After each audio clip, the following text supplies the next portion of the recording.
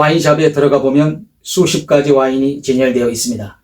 프랑스, 이탈리아, 칠레, 미국. 선택지는 넘쳐납니다. 그런데 그 사이에서 한국 와인을 집는 사람은 얼마나 될까요? 아마 대부분은 익숙하게 수입 와인을 선택하게 될 것입니다. 그렇다면 우리는 한번 생각해 볼 필요가 있습니다. 우리가 한국 와인을 선택하지 않는 이유는 정말 품질 때문일까요? 아니면 우리가 아직 이 와인을 제대로 알지 못하기 때문일까요? 오늘은 이 질문에 대해 사실에 기반해서 이야기해 보겠습니다. 먼저 분명하게 말씀드리고 싶은 사실이 있습니다. 한국 와인은 더 이상 시작 단계가 아닙니다. 현재 한국에서는 충북 영동, 경북 영천, 전북 부주, 경기도 대부도 등 여러 지역을 중심으로 와이너리가 형성되어 있습니다.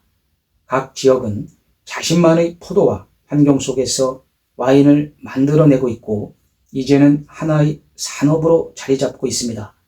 예를 들어 대부도에 위치한 한 와이너리는 직접 포도를 재배하고 연간 약 10만 병을 생산하며 대한민국 1세대 와이너리로 성장해 왔습니다.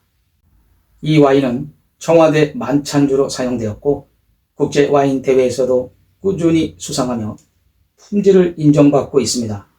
또한 한국에서는 청수와 같은 국산 포도 품종도 개발되어 실제 와인으로 생산되고 있습니다.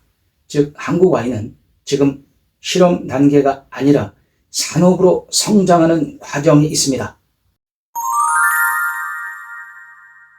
한국 와인은 유럽 와인과 출발점부터 다릅니다. 유럽은 오랜 시간 동안 안정된 기후 속에서 와인을 발전시켜 왔습니다. 하지만 한국은 여름에는 덥고 습하며 장마가 있고 겨울은 춥고 건조합니다. 이 극단적인 환경은 포도 재배에 결코 유리하지 않습니다. 그 결과 한국 와인은 산도가 비교적 선명하고 가볍고 깨끗한 스타일을 가지며 직선적인 과일향이 살아있는 특징을 보입니다. 이것은 단점이 아니라 하나의 방향입니다. 특히 이런 구조는 김치, 전, 해산물과 같은 한식과 놀라울 정도로 자연스럽게 어울립니다. 즉 한국 와인은 유럽 와인을 따라가는 존재가 아니라 다른 길을 걷는 와인입니다. 그렇다면 왜 한국 와인은 아직 대중적으로 선택받지 못할까요? 이건 단순한 품질 문제가 아니라 현재 산업 구조의 특징 때문입니다. 첫째, 생산 규모의 한계입니다. 한국 와이너리는 대부분 소규모 생산 구조를 가지고 있습니다. 대량 생산이 어렵고 수작업 비중이 높습니다. 이 구조는 자연스럽게 가격 상승으로 이어집니다. 둘째, 애매한 가격 위치입니다. 현재 한국 와인은 수입 와인의 중간 가격대에 위치합니다. 그런데 지금 와인 시장은 저렴하게 즐기는 와인과 프리미엄 경험을 위한 와인으로 양극화되고 있습니다. 결국 한국 와인은 가장 경쟁이 치열한 구간에 놓여 있습니다. 셋째, 짧은 역사와 브랜드입니다. 와인은 단순한 술이 아니라 스토리를 마시는 음료입니다. 프랑스 와인은 수백 년의 이야기를 가지고 있고 이탈리아 와인은 지역의 문화가 담겨 있습니다.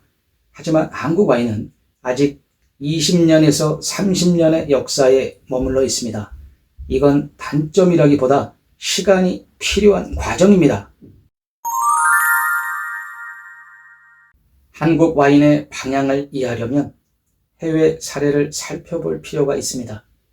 프랑스는 역사와 규종으로 시장을 만들었고 칠레는 가성비로 세계 시장을 공략했고 미국 나파는 브랜딩과 프리미엄 전략으로 성공했습니다. 그런데 한국이 가장 참고해야 할 나라는 바로 일본입니다.